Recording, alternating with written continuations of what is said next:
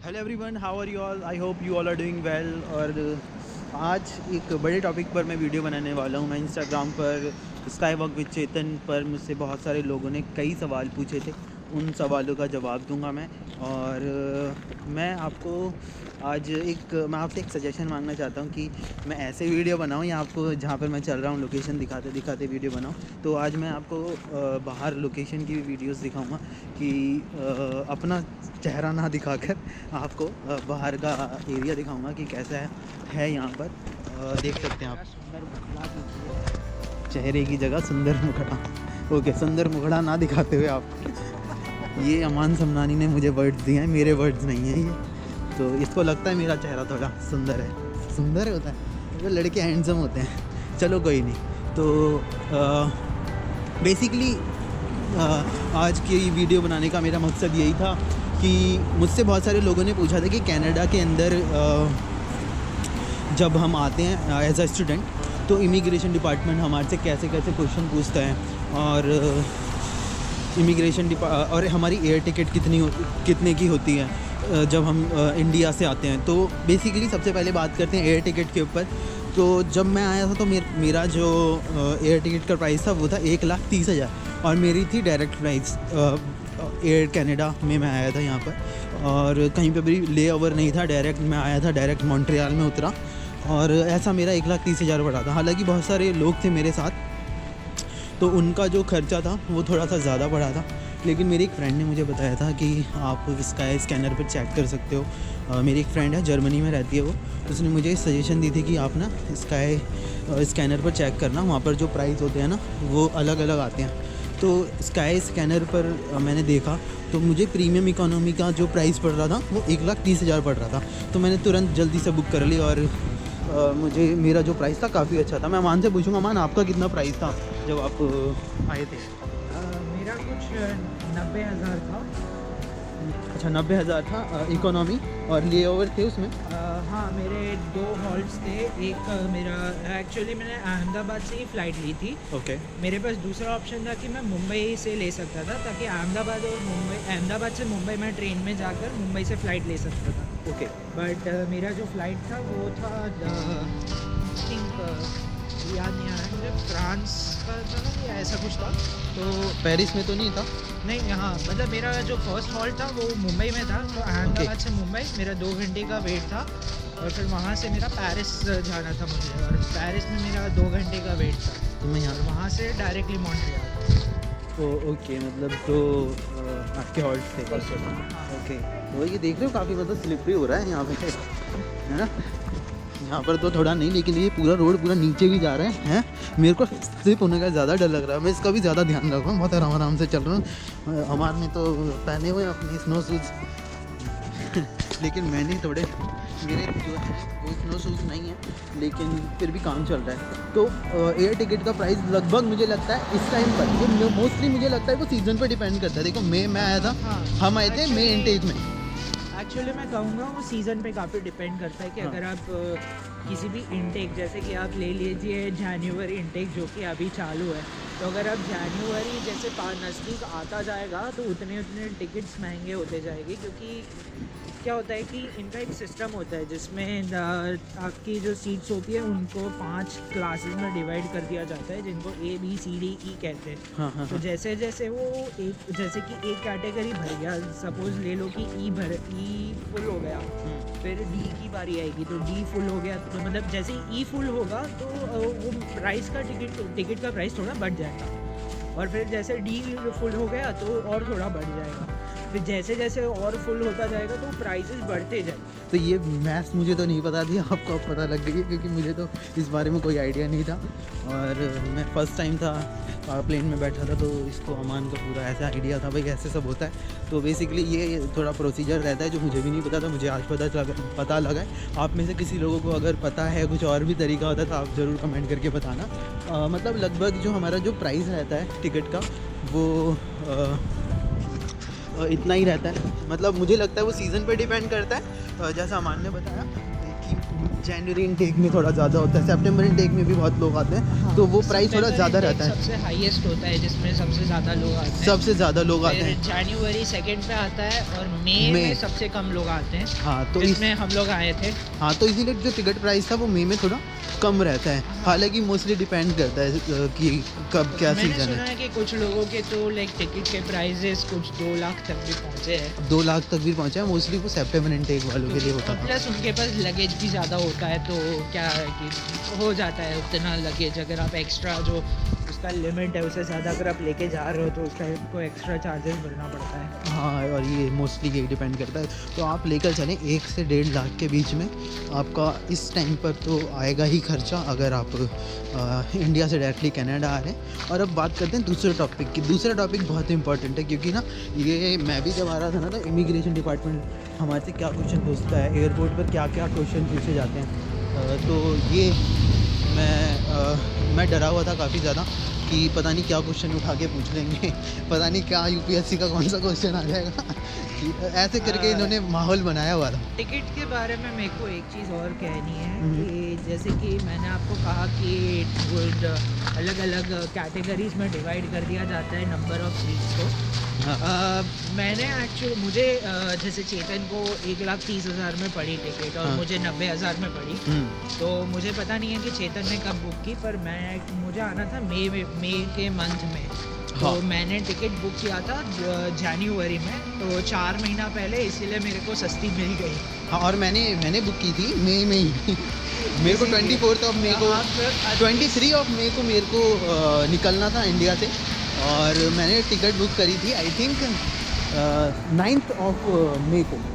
तो देख रखते हो, मतलब मेरा बहुत ज़्यादा, मतलब मैंने बहुत लेट कराया, क्योंकि मेरा जो वीज़ा था वो काफ़ी लेट आया था, और मैंने अप्लाई भी बहुत लेट किया था, जैसे कि मैंने अपनी वीडियोस में बताया, अप्लाई भी काफ़ी लेट किया था। तो अब बात करते हैं इमिग्रेशन डिपार्टमेंट की, मतलब बेसिकली इमिग्रेशन पर क्या क्वेश्चन पूछे जाते हैं। तो मेरा जो इमिग्रेशन था काफ़ी स्मूथ था, बहुत इजी रहा, मेरे को कुछ मुश्किल नहीं आई। इंडिया के अंदर मुझसे सिर्फ एक सवाल पूछा गया था कि आप किस पर्पज़ से जा रहे हैं आप कनाडा।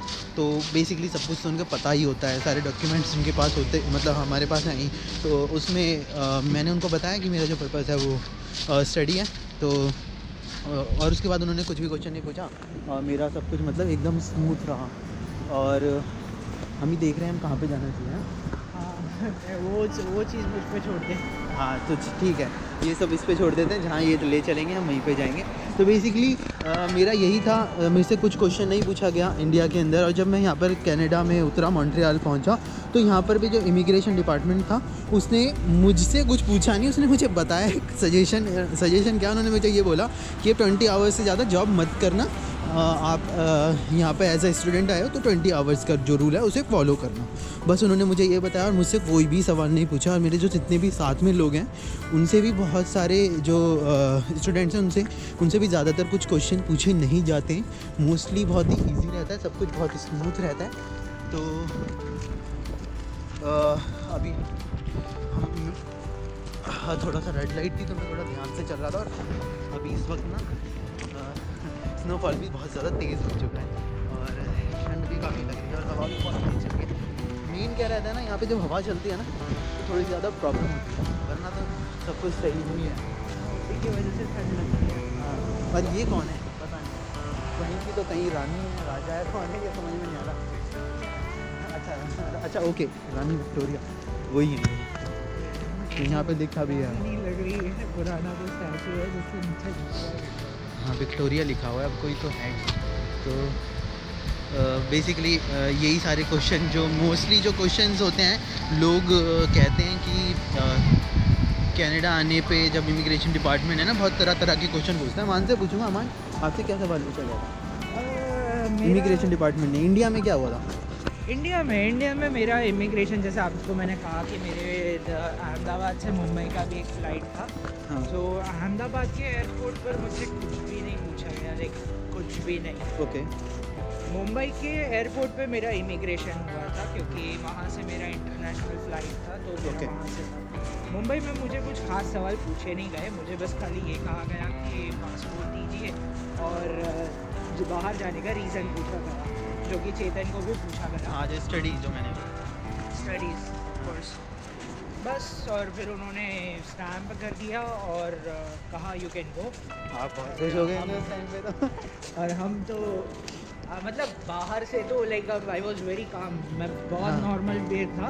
अंदर से तो मतलब इतनी एक्साइटमेंट हो गई थी अंदर कि से मैं भांगड़ा कूद चल रहा था। ओ वाह, मैं लिटरली कूद रहा था अंदर से। कि भाई मज़ा आ गया, बहुत सही रहा, बहुत मज़ा आ समझ गया। रहा। हाँ मतलब एक नर्वसनेस भी होता है तो आपको खुशी आ ही जाती है अपने आप की, हाँ चलो ये हाँ। हो गया। हाँ, मैं यहाँ पे बोलना चाहता हूँ कि मोस्टली क्या रहता है ना कि हम थोड़ा नर्वस रहते हैं और हाँ। हमसे और कुछ ऐसे सवाल नहीं पूछने वाले हैं, वो जो हमारे यूपीएससी का कोई क्वेश्चन नहीं पूछने वाले हैं। आप यूपीएससी का एग्ज़ाम देने ही नहीं जा रहे हो तो वो ऐसा कोई कुछ क्वेश्चन नहीं पूछेंगे आपसे, तो इसमें डरने की कोई बात नहीं रहती है। और अमान, आप को जब आप यहाँ पर कनाडा आए थे, पहुँचे थे, तो आपसे यहाँ के इमिग्रेशन डिपार्टमेंट ने क्या क्वेश्चन पूछा? वेल यहाँ का स्टोरी थोड़ा सा ट्रिकी है, क्योंकि पहले तो मेरे साथ ये हो गया कि उन्होंने जो डॉक्यूमेंट एक मांगा था वो मेरे पास था नहीं, तो Okay. मुझे मेरे एजेंट को कॉल करना पड़ा रात को। मैंने उसे रात के 2 बजे उठाया है। ओके। तो वो उठा, उसने मेरे को डॉक्यूमेंट जो मेरा मिसिंग था वो उसने भेजा। तो आई थिंक वो चीज़ ऑफिसर ने नोटिस किया था कि मेरे पास कोई डॉक्यूमेंट नहीं है, तो उसे पता था कि मैं थोड़ा नर्वस हूँ। ओके। तो उसे लगा कि मे बी शायद इसे प्रेशर करेंगे, तो मे बी ये गलत, मतलब ये बंदा इलीगली आया हो सकता है। तो उसने मुझे प्रेशर करने की कोशिश की थी पूरी, बट आप डरिए मत। आपको मतलब अब अगर आप अपने चेहरे पर थोड़ा डर बताओगे तो वो लोग प्रेशर करेंगे, क्योंकि मेरे वो को जो उनका लगता job है, मुझे जो लगता है वो ये लगता है कि भाई अगर आप इलीगल तरीके से आ रहे हो तो आपको डरने की तो बिल्कुल ज़रूरत है, क्योंकि आप इलीगल तरीके से यहाँ पे आ रहे हो।